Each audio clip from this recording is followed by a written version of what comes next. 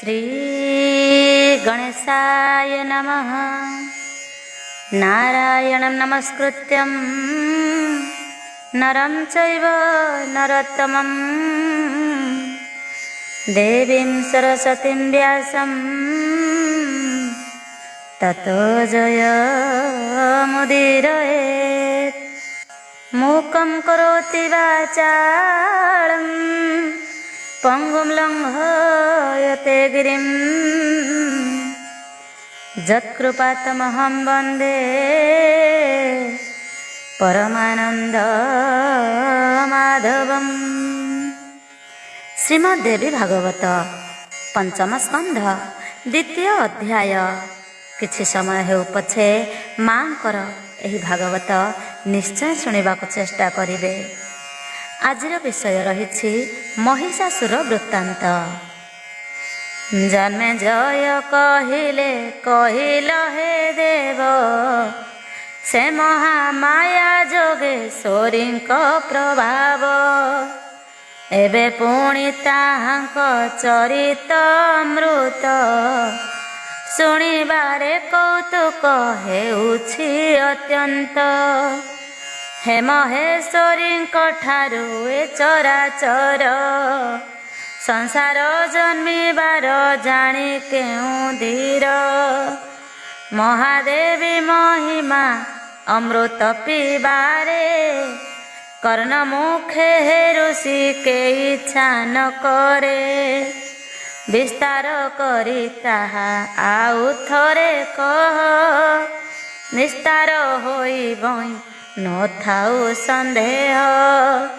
वेद व्यास कहिले शुण महामते, सविस्तारे वर्णिबी तुम्भर ग्रते।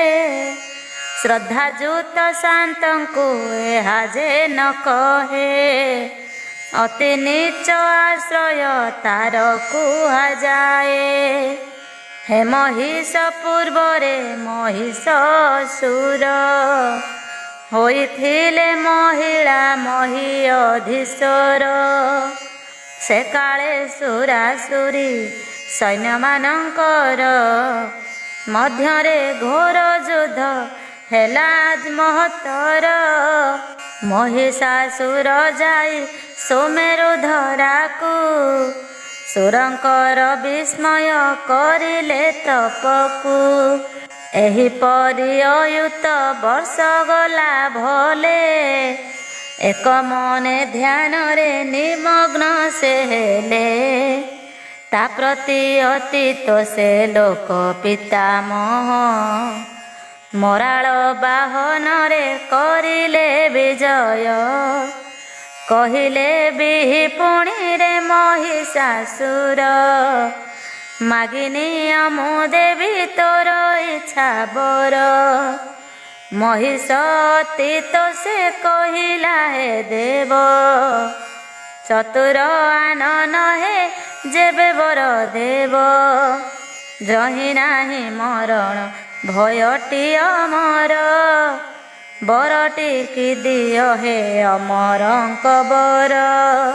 सुरतम कहिले असुर सतम, जन्मिले मृत्यु मृत्यु हेले तो जनम।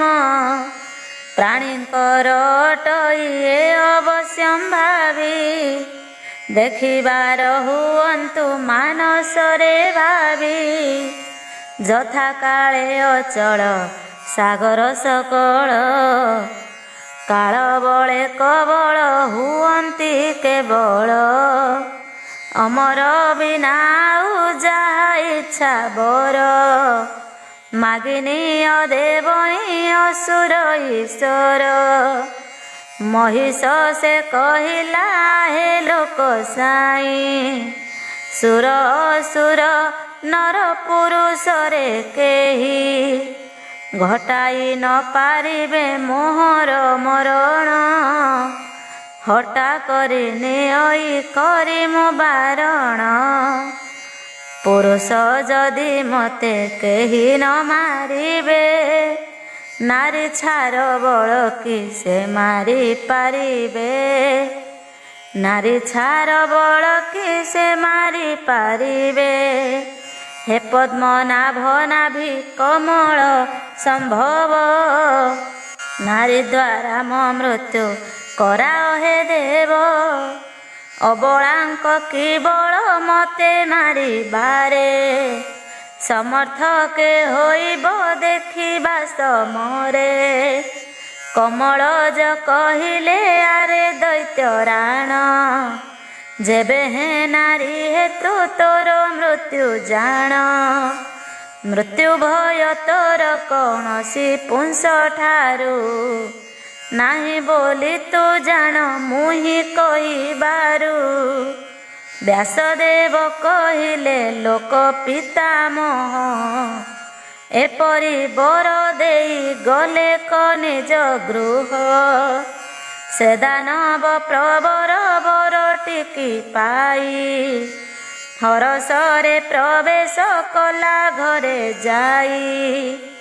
ଜନ୍ମେଜୟ କହିଲେ ଋଷି ମହାଶୟ, ମହିଷାସୁର କହ କାର ତନୟ। ଏବର ପ୍ରାପ୍ତି ପୂର୍ବୁ ସେହି ମହାବଳ, କିପରି ସେ ହୋଇଲେ ମହାମହିପାଳ। ହେ ମହର୍ଷି ମହାତ୍ମା ବୋଇଲେ ସେ ଭଲେ, ମହିଷ ଦେହ ଟିକି କିମ୍ପା ଲାଭ କଲେ। ବେଦବ୍ୟାସ କହିଲେ ଆହେ ମହାରାଜ, ରମ୍ଭ ପୁଣି କରମ୍ଭ ଦନୁଜ ତନୁଜ। ସେ ଦାନବ ପ୍ରବର ଧରା ମଣ୍ଡଳରେ, ଖ୍ୟାତ ହେଲେ ମହତ ଦୈତ କୁଳରେ। ସେ ରମ୍ଭ କରମ୍ଭର ନୁହନ୍ତି ସନ୍ତତି, ପୁତ୍ର କାମେ କରିଲେ ପଞ୍ଚନ ଦେଗତି। ବହୁ କାଳ ପର୍ଯ୍ୟନ୍ତ କଲେ ଘୋର ତପ, ସୁମହତ ପବିତ୍ର ପଞ୍ଚନଦ ଆପ। ଜଳରେ ମଗ୍ନ ହୋଇ ସେ ବୀର କରମ୍ଭ, କରିଲେ ସର୍ବଦା ତପସ୍ୟାରମ୍ଭ। ଯକ୍ଷିଣୀ ରମ୍ୟ ସ୍ଥାନ ରସାଳ ବଟରେ, ଆଶ୍ରୟ ନେଇ ରମ୍ଭ ପୂଜିଲେ ଅଗ୍ନିରେ। ପଞ୍ଚାଗ୍ନି ସାଧନରେ ରତ ହନ୍ତେ ରମ୍ଭ, ତପ ବିଘ୍ନ କରିଲେ ଇନ୍ଦ୍ର ଧରି ଦମ୍ଭ। ବୃତ୍ରପର ବାସବ ପଞ୍ଚନଦେ ଯାଇ, କୁମ୍ଭୀର ରୂପ ବହି ବାସ କଲେ ତଇଁ। କରମ୍ଭ ଦଇତର ପାଦ ଦୁଇ ଧରି, ପକାଇବେ ତାହାକୁ ପରାଣରେ ମାରି।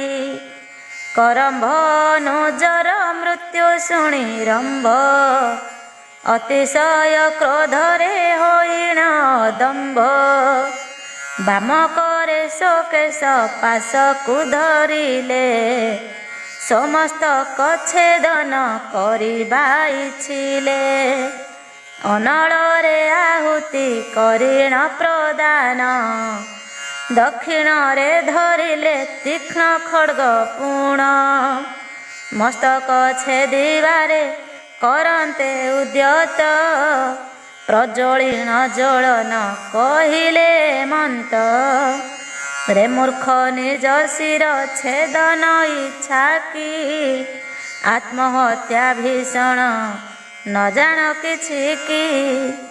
ଏପରି ତୁଚ୍ଛା କାର୍ଯ୍ୟ କିମ୍ପା କର ଇଚ୍ଛା, ଶୁଭ ହେବ ମାଗିଣ ନିୟ ନିଜ ବାଞ୍ଛା।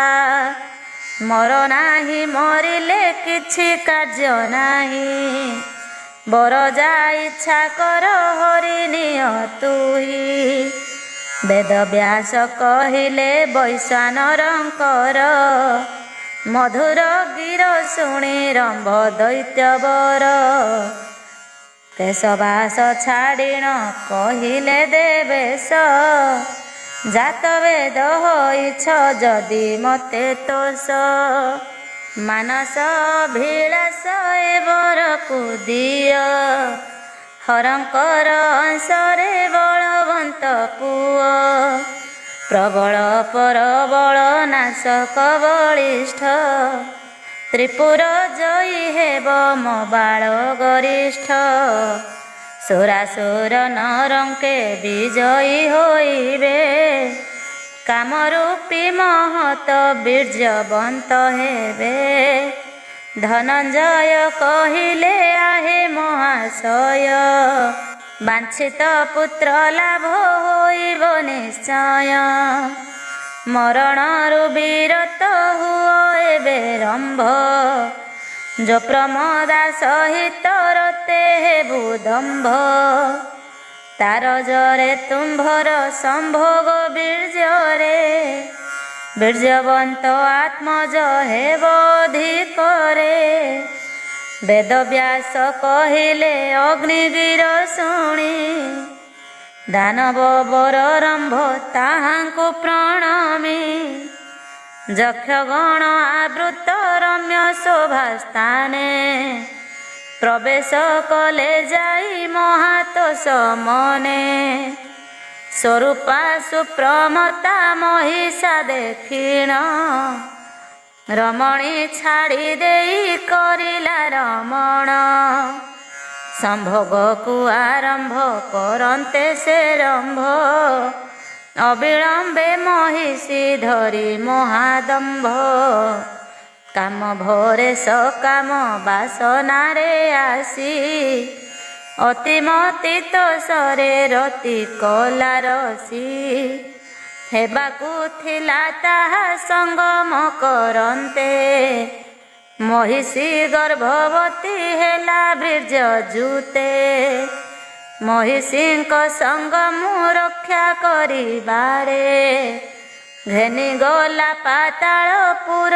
को संगरे कामार्तरे दिने कपर महिष महिषीर पछरे धान्ते सरस ताहाकु मारिबारे रंभ दैत्य गला निज भार्यार क्षणे ताहाकु मारिला होइथिला महिष सकाम मोहित निज शृंगे रंभकु करिला घात तीक्ष्ण शृंग जुगल हृदय बाजिबारे मूर्छा होई पड़िला रंभ धरा परे भूतले पतन हुअन्ते जेत क्षण स्वपराण हरण कला दैत्यराण भरतार मरण महिषी जानिला सतर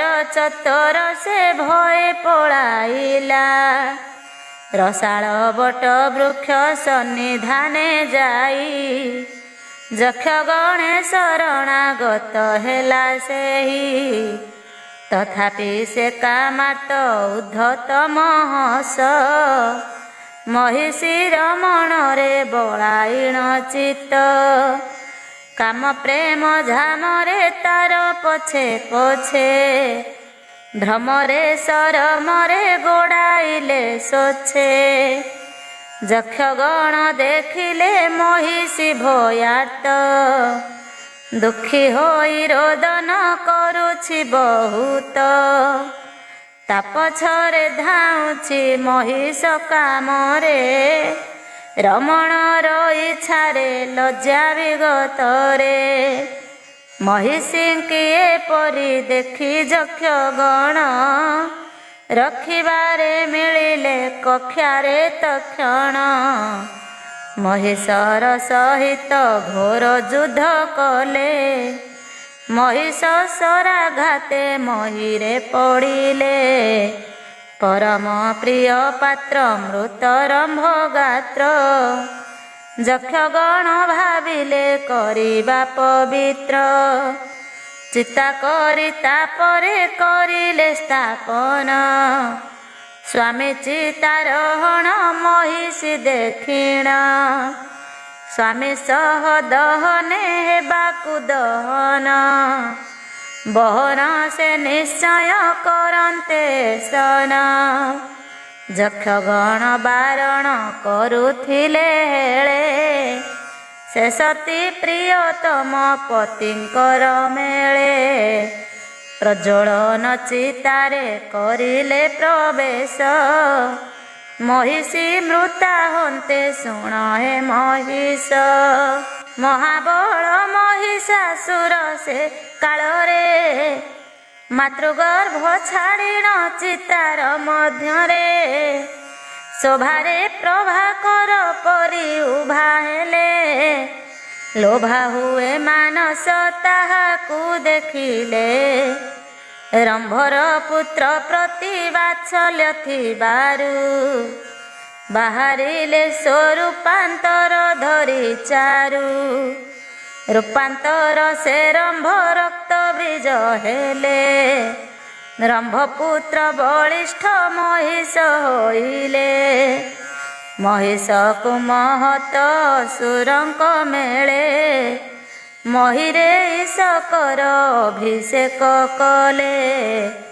ହେ ମହିଷ ମହିଷାସୁର ରକ୍ତ ବୀଜ ଜନ୍ମିବାର ଶୁଣିଲ ଏହା କି ସହଜ। ଦାନବ ମାନବରେ ଦେବାଦି ସଙ୍ଗରେ ଅବଧ୍ୟ ଯେ ବିଜୟୀ ହୋଇଲେ ସମରେ। ମହତ ବଳବନ୍ତ ଦାନବଙ୍କ ଜନ୍ମ ବର ଲାଭ ହେବାର କରିଲ ବର୍ଣ୍ଣନ। ଏହିଠାରେ ଶ୍ରୀଦେବୀ ଭାଗବତଙ୍କରେ ମହତ ପୁରାଣର ପଞ୍ଚମ ସ୍କନ୍ଧରେ ମହିଷ ଅସୁରର ହେବାର ଜନମ ଦ୍ୱିତୀୟ ଅଧ୍ୟାୟରେ ହେଲା ସମାପନ।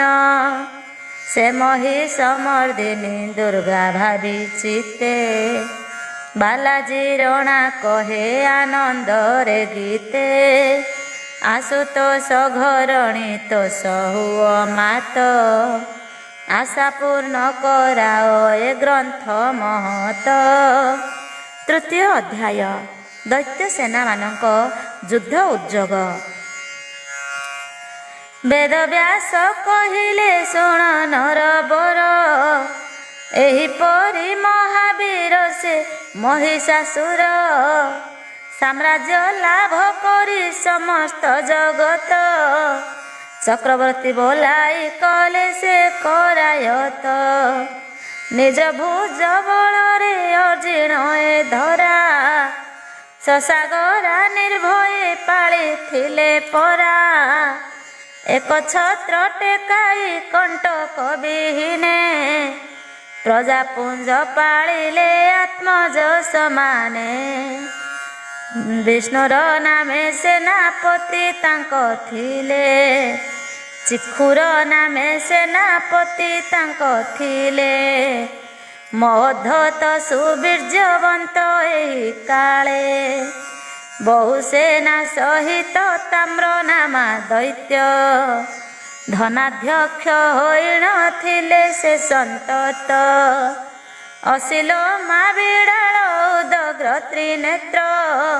ବାଷ୍କଳ କାଳ ବନ୍ଧ୍ର ନାମାତି ଦଇତ ବଳିଷ୍ଠ ସେନାପତି ଗଣ ସେ କାଳରେ। ପରିବୃତ ହୋଇଣ ସୈନ୍ୟ ସମୂହରେ ସାଗର ପରିଜନ୍ତେ ଧରା ମଣ୍ଡଳରେ। ବ୍ୟାପିଣ ରହିଥିଲେ ଶୋଭା ମଣ୍ଡନରେ କ୍ଷାତ୍ର ଧର୍ମ ବଳିଷ୍ଠ ନରବର ଗଣ। ମହିଷର କରରେ ଲଭିଲେ ମରଣ ଅବଶେଷେ ଥିବାର ଯେତେ ନୃପବର। କରଦ ରାଜା ହୋଇ ରହିଲେ ତାହାର ଭୂମଣ୍ଡଳେ ଭୂଦେବ ଗଣ ଯେତେ ଯେତେ ଥିଲେ। ମହିଷ ବଶ ହୋଇ ଯଜ୍ଞ ଭାଗ ଦେଲେ ଏକ ଛତ୍ର ଟେକାଇ ଧରାଧୀଶ ହୋଇ। ମହତ ବର ଲଭି ଗରବିତ ହୋଇ ସ୍ୱର୍ଗପୁର ଟିକି ଜୟ କରିବାରେ ପଠାଇଲେ ସୁଦୂତ ସୁରେଶ ଛାମୁରେ। ହେ ମହାବାହୁ ବୀର ଦୂତ କାର୍ଯ୍ୟ କର ତ୍ରିଦଶାଳୟଟିକି ଯାଅ ହେ ସତର ସୁରେଶ ଚାରି ପାଖେ ସୁରେ ପୁରୀ ଥିବେ ଅଧୀରେ ଏହିପରି କହିବ ତା ଠବେ ରେ ହଜାର ନୟନା ସ୍ୱର୍ଗ ତ୍ୟାଗ କର ତୋର ଇଚ୍ଛା ଯହିଁକି ପଳାଅ ପାମର ତା ନହିଲେ ମହାତ୍ମା ମହିଷ ରାଜାଙ୍କ ଦିବାନିଶି ସେବାରେ ହୁଅ ତୁ ସେବକ ସେହି ଏହି ମହିବାର ରାଣ ଶରଣାଗତ ହେଲେ କରିବେ ରକ୍ଷଣ ହେତୁ କରି ଆହେ ଶତକ୍ରତୁ ଆଶ୍ରୟ ନିଅ ସେହି ମହାରାଜା କେତୁ ତା ଇଚ୍ଛା ନ ହୋଇଲେ ଆହେ ବଳ ଶସ୍ତ୍ର ବଜ୍ର କରେ ବାହାର ସମରରେ ହେତୁ ମୋ ପୂର୍ବ ପୁଂସ କୂଳ କରିଅଛ ଜୟ ମୁଁ ଜାଣଇ ତୁମ୍ଭର ପୌରୁଷ ସମୂହ ରେ ଅହଲ୍ୟା ଲମ୍ପଟ ସୁରବର ରାଟ ଜାଣଇ ରେ ତୋହର ବଳର ପ୍ରକଟ ସାମର୍ଥ୍ୟ ଯେବେ ଅଛି ଆସି କର ରଣ ଇଚ୍ଛା ହେବା ସ୍ଥାନକୁ କରରେ ପ୍ରସ୍ଥାନ ଶୁଣ ହେ ଜନ୍ମେ ଜୟ ନୃପ ଦେଇ ଚିତ୍ତ ବାରମ୍ବାର ଏପରି କହନ୍ତେ ସେ ଦୂତ କୋପରେ ମନ୍ଦେ ହସି ଦେଇ ପୁରନ୍ଦର କହିଲେ ଆରେ ଦୂତ କ୍ଷୁଦ୍ର ପ୍ରାଣ ତୋର କାହିଁ ପାଇଁ ତୋହର ଏଡ଼େ ମଦ ଗର୍ବ ନ ଜାଣୁ କି ଖରବ କରି ଦିଅନ୍ତି ସର୍ବ ଆଗ ତୋହର ପ୍ରଭୁ ମଦ ଗର୍ବ ରୋଗ ଚିକିତ୍ସା ମୁଁ କରିବି ବୈଦ୍ୟରାଜ ବ୍ୟଗ୍ର ବୁଦ୍ଧଙ୍କର ଅବଧ୍ୟା ଦୂତ ଗଣ ଯେଣୁ ଦୂତ ହେତୁ ଛାଡ଼ି ନ ଦେଲି ସେ କାରଣ ଫେରି ଯାଅ କହିବୁ ମହିଷ ରାଜାକୁ ସୁରରାଜ କହିଛି ବୋଲି ଏ କଥାକୁ ଇଚ୍ଛିଲା ଯୁଦ୍ଧ ଯଦି ସେ ମହିଷ ବେଟା ଅବିଳମ୍ବେ ଦେଖାଅ ନିଜର ବଳଟା ଜଡ଼ାକୃତି ମହିଷା ଖାଏ ପାଳ କୁଟା ମୁଁ ଜାଣଇ ତା ବଳ ବିକ୍ରମର ଛଟା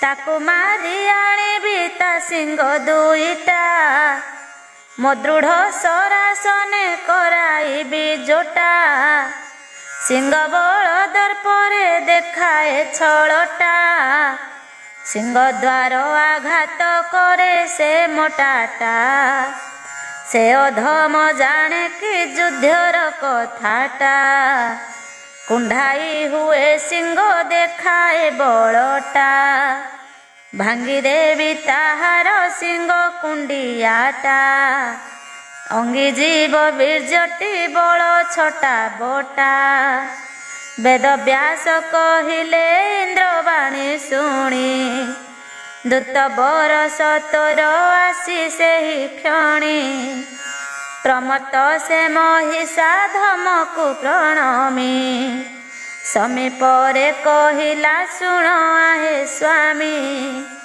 ସୁର ସୈନ୍ୟ ଆବୃତେ ସୁରବର ଇନ୍ଦ୍ର ସ୍ୱପୂର୍ଣ୍ଣ ବଳ ବୋଲି ମନେ ହୁଏ ସାନ୍ଦ୍ର କଉଡ଼ି କଡ଼ା କରେ ଆପଣଙ୍କୁ ଲକ୍ଷ୍ୟ ଆଣିବାର ଦେଖିଲି ନାହିଁ ମୁଁ ପ୍ରତ୍ୟକ୍ଷ ପ୍ରଭୁଙ୍କ ସ୍ୱିଚ୍ଛା ମୁରେ ସତ୍ୟ କହିବାର ଭୃତ୍ୟଙ୍କର ଉଚିତ ହେଲେ ବିଚାର ଶେଷ ତ ନାଖ ମୂର୍ଖ କରିଅଛି ଯାହା କି କହିବି ଛାମୁରେ ବିସ୍ତାରି ମୁଁ ତାହା ତଥାପି ହେ ମହିଷ ହିତାକାଙ୍କ୍ଷୀ ଭୃତ୍ୟ ପ୍ରଭୁ ପାଖେ କହିବ ପ୍ରିୟ ଗିର ସତ୍ୟ ପରମ୍ପରା ଏପରି ଅଛି ଶୁଭ ନୀତି ହିତକର ଚାକରେ ଆଚରନ୍ତି ନୀତି केवल प्रिय कथा कहिले तुम्भर नहिब कार्य सिद्धि हेउछि विचार मंगल अभिलाषी भृत्य केबे हेले कि कहिबे पुरुष कुगिरक काले हेइस विसदृश कुपुरुष गिर कहिदेला से मूर्ख होइबारु पर किपरि हित भृत्य मुखरु से परी कठोर गिर हेब न पारे उचारी आहे नाथ कहिछि जाहा सुरनाथ रसनारे मोहर नुहे उच्चारित व्यासदेव कहिले दूतर एपरी कारण जुत बाणी श्रवण से करी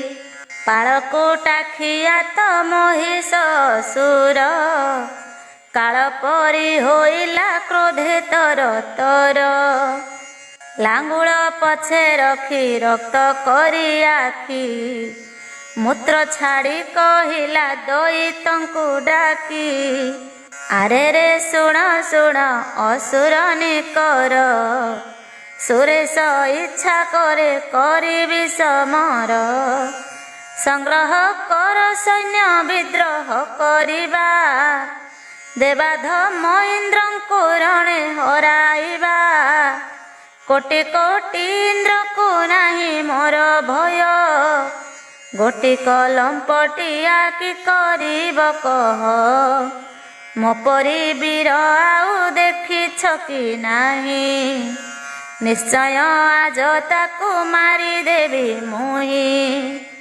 निरीह निकटरे सुरपण करे बलवंत बोलाए तपी समीपरे मोर समनि कटे से जार लंपट न करी पारिब से विक्रम प्रकट पर पर मर्दाए हरण नुहई पर होई मोहर कि साधिब सेही खलकूल निपुण पाप परायण करुथाए सर्वदा छिद्र अन्वेषण अपसरा सुरस पसरा संगरे मजी जाई ताहांक सौंदर्य रंगरे परंकर तपरे विघ्न करांती की नितांत से विश्वास घाती नुहई की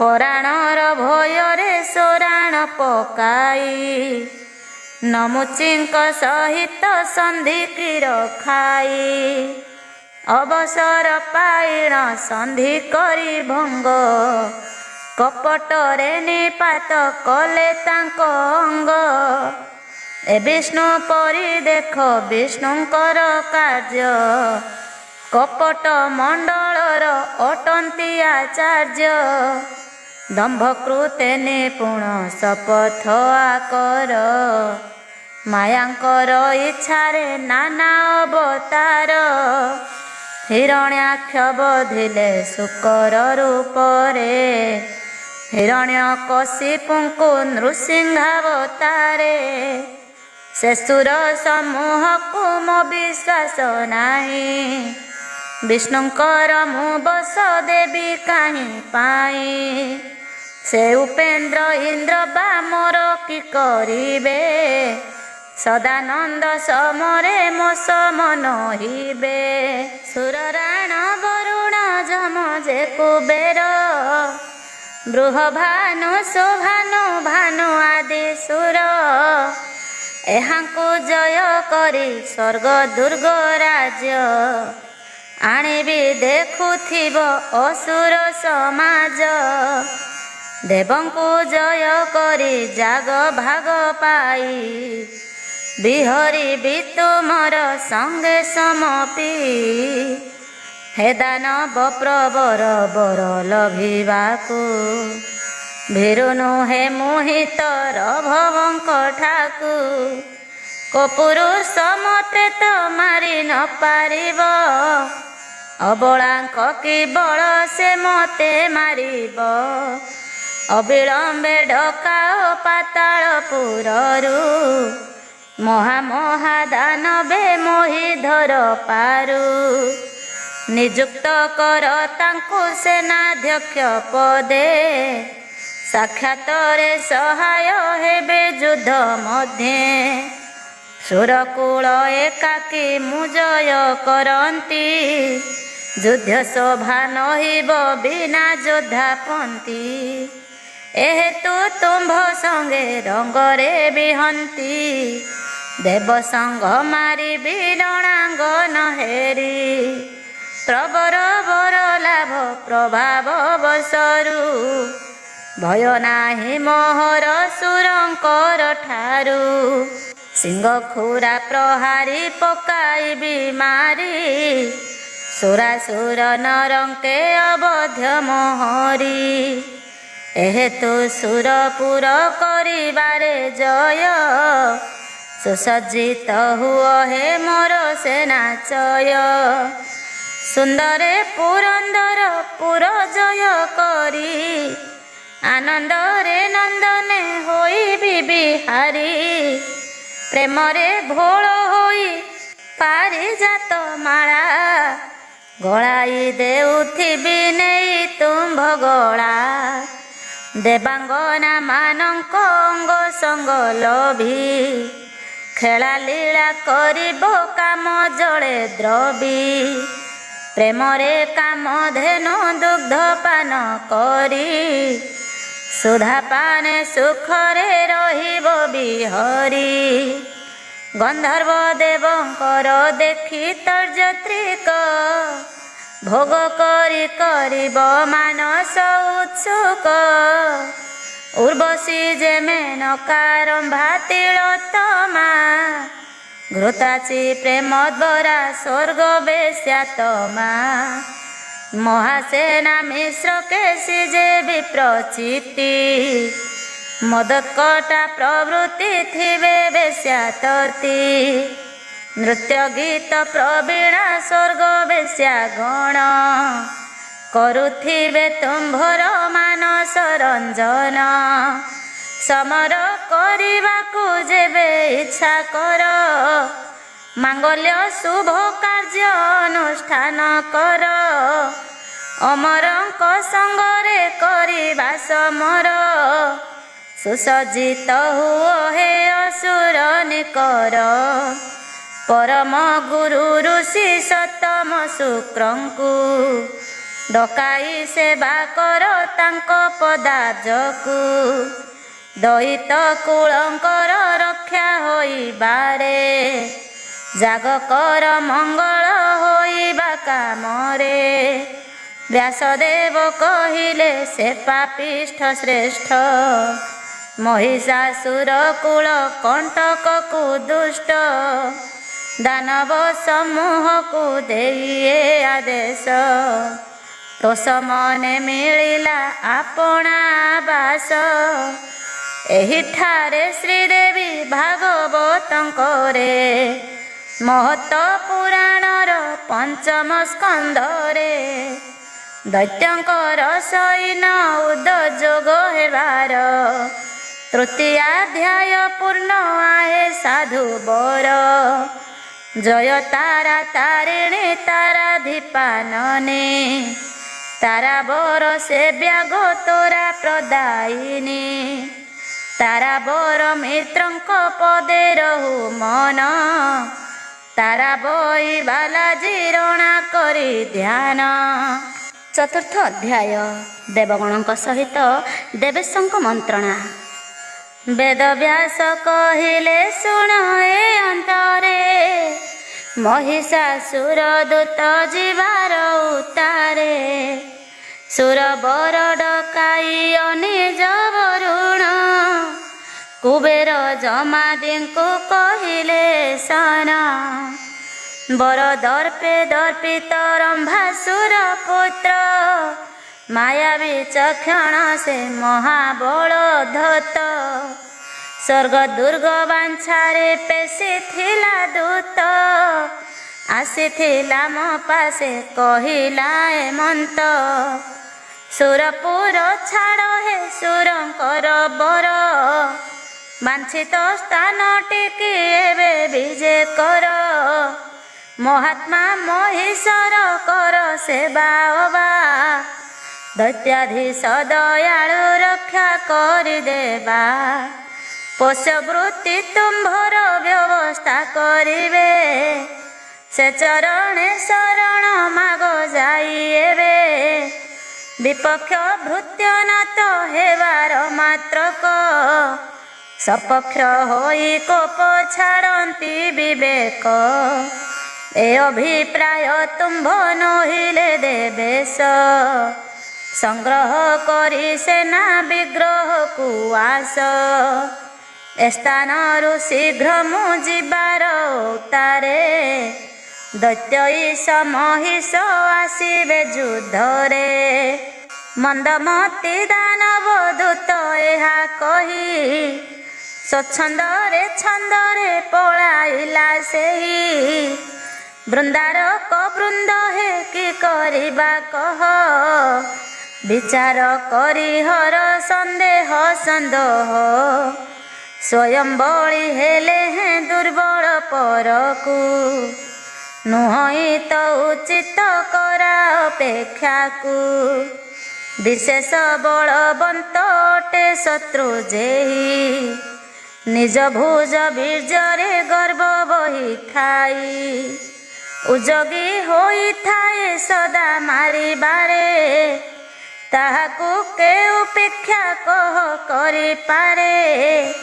ନିଜ ନିଜ ବଳରେ ବୁଦ୍ଧି ଅନୁସାରେ କରୁଥିବ କର୍ତ୍ତବ୍ୟ ବିଧାନ ବିଧିରେ ଜୟ ପରାଜୟ ତ ବିଧିର ଅଧୀନ ଅଧୀର ନ ହୋଇବ ହୋଇଣ ଧୀନ ଖଳର ସହ ସନ୍ଧି କରିବାର ନୁହେଁ ତଥାପି ଏ ପରଟା ସନ୍ଧି ଯୋଗ୍ୟ ନୁହେଁ ଦେବକୁଳ ସକଳ ସରଳ ସ୍ୱଭାବ ବିଚାର କରି କର ଯାହା ଶୁଭ ହେବ ଶତ୍ରୁର ବଳାବଳ ନ ଜାଣି ତ କ୍ଷଣେ ଯୁଦ୍ଧ ଯାତ୍ରା କରିବା ଅନୁଚିତ ମଣେ ଅତଏବ ବିଚାର କର ଏ ମନରେ ସୁପ୍ରବେଶକ ଦୂତ ପଠାଇବା ଧୀରେ ଯେ ହୋଇଥିବ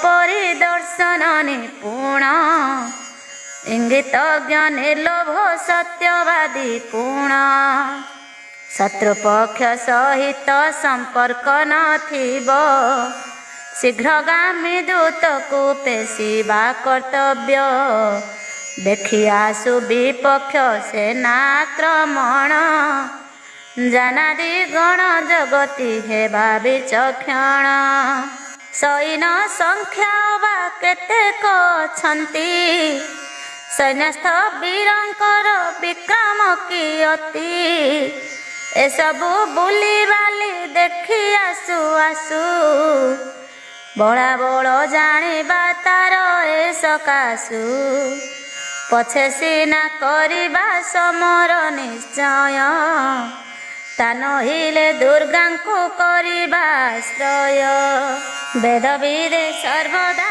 କରି ସୁବିଚାର କରୁଥାନ୍ତି ସର୍ବଦା ସତ୍କାର୍ଯ୍ୟ ହେ ସୁର ନ ବିଚାରି କୌଣସି କାର୍ଯ୍ୟ କରିଦେଲେ କ୍ଲେଶ ସିନା ଦେହରେ ଭୋଗ କରେ ଭୋଲେ ଏହେତୁ ବିଚକ୍ଷଣେ କରି ବିବେଚନା କାର୍ଯ୍ୟ କରି ସୁଖକୁ ଲଭୁଛନ୍ତି ସିନା ଏକ ମନ ଏକ ପ୍ରାଣ ଯେ ଦୈତ୍ୟଗଣ ତା ପ୍ରତି ଭେଦ କରା ଅଟେ ଅବିଧାନ ଏହେତୁ ବିଚାରଇ ଯାଉ ଆମ୍ଭ ଚାର ବଳାବଳ ଦେଖିଣ ଆସୁ ସେ ପରର ସମୁଦାୟ ବୃତ୍ତାନ୍ତ ଜାଣି ପାରି ଆଗ କରିବା ଦୈତ୍ୟପତି ପ୍ରତିନୀତି ଯୋଗ ନୀତି ବିନା କାର୍ଯ୍ୟଟି କଲେ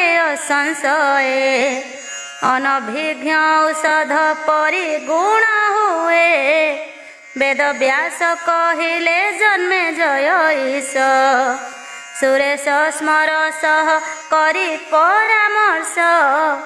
ଖଳର ବଳାବଳ ଜାଣିବା ଇଚ୍ଛାରେ। କାର୍ଯ୍ୟବିଦ ଚାକର ପେଶିଲେ ସତରେ।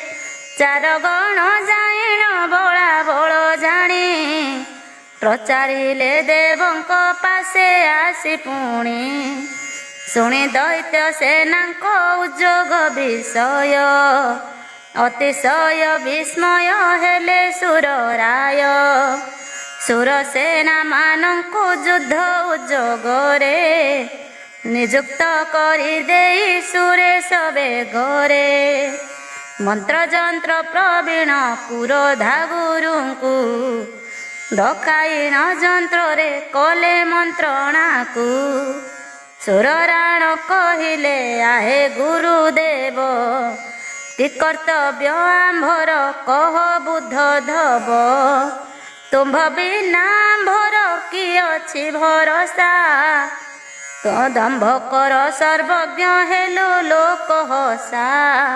ରମ୍ଭ ପୁଅ ମହିଷ ମଦ ଗରବରେ। ଆମ୍ଭ ସହର ଶିବ ଘୋର ଆହବରେ। ଦୈତଙ୍କ ସହିତ ହୋଇ ପରିବୃତ। ସମର ଅଗଣାକୁ ହେଉଛି ଆଗତ। ଆପଣ ତ ସର୍ବଜ୍ଞ ମନ୍ତ୍ରବିଦ ବର। ଏହାର ପ୍ରତିକାର ଅତି ଶୀଘ୍ର କର। ସୁରଙ୍କ ଅନ୍ତରାୟ କରାନ୍ତି ଅନ୍ତର। ସନ୍ତୋଷରେ ଆପଣ ସନ୍ତତ ଚତର। ଶୁକ୍ରାଚାର୍ଯ୍ୟ ଯେପରି ଅସୁରଙ୍କ ବିଘ୍ନ। ପ୍ରାଣପଣେ ଚେଷ୍ଟାରେ କରୁଛନ୍ତି ମଗ୍ନ। ବେଦବ୍ୟାସ କହିଲେ ଶୁଣ ନରବର। ସେ ସୁରାଚାର୍ଯ୍ୟ କାର୍ଯ୍ୟ ସାଧନ ତତ୍ପର। ସୁରବର ଗିରକୁ ଶୁଣି କରି ଭଲେ। ବିଚାର କରି ପୁଣି ଏପରି କହିଲେ। ପ୍ରକୃତି ସ୍ଥିତ ହୋଇ ଧୈର୍ଯ୍ୟକୁ ଧର। ବିପଦରେ ଧୈର୍ଯ୍ୟଟି ଅଟେ କାର୍ଯ୍ୟକର। ଜୟ ପରାଜୟ ତ ବିଧିର ଅଧୀନ। ବୁଦ୍ଧିମନ୍ତେ କରନ୍ତି ଧୈର୍ଯ୍ୟ ଧାରଣ। ଯାହେବାର ହୋଇବ ଆହେ ସତକ୍ରତୁ। ପୌରୁଷ ପଣିଆଟି ସତ୍କାର୍ଯ୍ୟର ହେତୁ। ଦୈବାଧୀନ ସମସ୍ତ ଜାଣି ଋଷିଗଣ। ମୁକ୍ତି ଲାଭେ କରନ୍ତି ଉଦ୍ଯୋଗ ସାଧନ। ହେତୁ କର ସେ ହେତୁ କରୁଥାନ୍ତି ଯାଗ। ଉଦ୍ଯୋଗ କାର୍ଯ୍ୟ ସିଦ୍ଧ ହୁଏ ମହାଭାଗ। ବ୍ୟବହାର ଉଦ୍ୟମ ସର୍ବଭାବେନ। ଦୁଃଖ ହେଉ କିୟ ବା ସୁଖ ହେଉ ଜାଣ। ଦେଖନ୍ତୁ ଦୈବାଧୀନ ଅଟେ ସୁଖ ଦୁଃଖ। ବିମୁଖେ ଖେଦ କିମ୍ପା ହେବ ସତନାଖ। ଅନ୍ଧ ପଙ୍ଗୁ ପରାଏ ସିଦ୍ଧି ଲଭିପାରେ। ହେ ସୁର ଈଶ ବିନା ପୁରୁଷକାରରେ। ପୁରୁଷକାର ଫଳ ପରାଏ ସୁନ୍ଦର। ଆନନ୍ଦ ଜନକୀ ହେବ ଯେ ପୁରନ୍ଦର। ଦେହେ ମାତ୍ରେ ଦୈବର ଅଧୀନ ହେଲେ। ପୁରୁଷକାରେ କାର୍ଯ୍ୟ ସିଦ୍ଧି ଯେବେ ନୁହେଁ। ଉଦ୍ଯୋଗୀ ପୁରୁଷର ନାହିଁ କିଛି ଦୋଷ। ଅତଏବ ଉଦ୍ୟମ କର ଅମରେଶ। ମନ୍ତ୍ରଯନ୍ତ୍ର ମନ୍ତ୍ରଣା ସୈନ୍ୟ ରଥ ଆଦି। ଅସ୍ତ୍ରଶସ୍ତ୍ର କରିବେ ନାହିଁ କାର୍ଯ୍ୟ ସିଦ୍ଧି। କାର୍ଯ୍ୟ ସିଦ୍ଧି କେବଳ ବିଧିରେ ଅଧୀନ। ଧୀନ ନ ହୁଅ ହେ ମହାବୁଦ୍ଧିମାନ। ଦୈବ ବଳେ ବଳିଷ୍ଠ କ୍ଲେଶାଦି ଲଭନ୍ତି। ଦୈବ ବଳେ ଦୁର୍ବଳ ସୁଖୀ ବୋଲାନ୍ତି। ବୁଦ୍ଧିବନ୍ତ କ୍ଷୁଧିତ ହୁଅ ବିଧିରେ। ନିର୍ବୁଦ୍ଧି ଭୋଗବନ୍ତ ବୋଲାଏ ବିଧିରେ। କାତର ନର ସେହି ପରି ଲଭେ ଜୟ। ଅଖାତର ସରାଦି লভে পরাজয় দেবসূত্রে চাଳିত ହୁଏ ସଂସାର ହେ ସୂତ୍ରାମା କିମ୍ ପାଇଁ ହେଉଛ କାତର ସୁଖ ହେଉ ଅଥବା ଦୁଃଖ ହେଉ ଯାହା ହେବାକୁ ଯାହା ଥିବ ହୋଇଯିବ ତାହା ଉଦ୍ୟମ ସଙ୍ଗେ ସଙ୍ଗେ ସୁଖ ଦୁଃଖ ଚିନ୍ତା ସମ୍ପର୍କ ନ କରିବ ହୋଇଣ ଚିନ୍ତା ଦୁଃଖ କାଳେ ଦୁଃଖୀଙ୍କି ଦୃଷ୍ଟି ଦେଉଥିବ ସୁଖ କାଳେ ସୁଖୀକି ସୁଖେ ଚାହୁଁଥିବ ହରସ ଶୋକ ପର ପରି କରି ହେତୁ ତାର ବଶ ନହିବ ଆହେ ସତ କ୍ରତୁ ଅଧୈର୍ଯ୍ୟରେ ଯେପରି କ୍ଲେଶ ଲଭେ ନର ଧୈର୍ଯ୍ୟରେ ସେପରି କ୍ଲେଶ ନୁହେଁ ବାର ଏହେତୁ ହର୍ଷ ଶୋକ ଉପସ୍ଥିତ ହେଲେ ଶିର ଧାର୍ଯ୍ୟ କରନ୍ତି ଧୈର୍ଯ୍ୟ ଧୀର ଭଲେ ସୁଖ ଦୁଃଖ ସହିଷ୍ଣୁ ହେବାର ଦୁର୍ଲଭ ଜାଣିଥାଅ ହେ ଜିଷ୍ଣୁ ସୁରଙ୍କ ବଲ୍ଲଭ ବୁଦ୍ଧି ବଳେ ତାହାକୁ ସହ୍ୟ କରିଦେଲେ ବୁଦ୍ଧି ନୁହେଁ ହରସ ଶୋକ କେବେ ହେଲେ ମୁଁ ସମ ଭାବେ ଅଛି ସର୍ବଦା ନିର୍ଗୁଣ କାହାର ଏହି ଦୁଃଖ ସେ ଦୁଃଖ କେ ପୁଣ ଚତୁର୍ବିଂଶ ତତ୍ତ୍ୱରୁ ମୁଁ ଅଟେ ରହିତ ତଥାପି ସୁଖ ଦୁଃଖ ମୋହର କେମନ୍ତ ପ୍ରାଣର ଧର୍ମ କ୍ଷୁଧା ପିପାସାଏ ତିନି ମାନସର ଧର୍ମ ଶୋକ ମୂର୍ଚ୍ଛା ଘେନି ଦେହର ଧର୍ମ ଜରା ମୃତ୍ୟୁ ତରଙ୍ଗରେ ଆସକ୍ତ ତମୁ ନୁହେଁ ସଂସାର ସାଗରେ ଏହେତୁ ମୁହିଁ ଶିବ ଶୋକ ମୋହ ଏହି ଶରୀରର ଧର୍ମ ଚିନ୍ତା କାହିଁ ପାଇଁ ଦେହି ନୁହେଁ ମୋହିତ ଦେହର ସହିତ ପ୍ରକୃତ ସୁସମ୍ପର୍କ ମୋହର ନାହିଁ ତ ମହତ ଆଦି ସପ୍ତ ମୂଳ ପ୍ରକୃତିରୁ ରହିତ ମୁଁ ଷୋଡ଼ଶ ଅଧିକୃତ ମଧ୍ୟରୁ ଅତଏବ ସର୍ବଦା ସୁଖୀ ମୁଁ ଅଟଇ ପ୍ରକୃତି ବା ବିକୃତି କିଛି ମୁଁ ନୁହଁଇ ଏଥିପାଇଁ କାହିଁକି ହେବ ମୋର ଦୁଃଖ ଏହା ଚିନ୍ତା ନିଶ୍ଚଳ ହୁଅ ସତନାଖ ନିର୍ମମତା ତୁମ୍ଭର ଦୁଃଖ ନାଶ ହେତୁ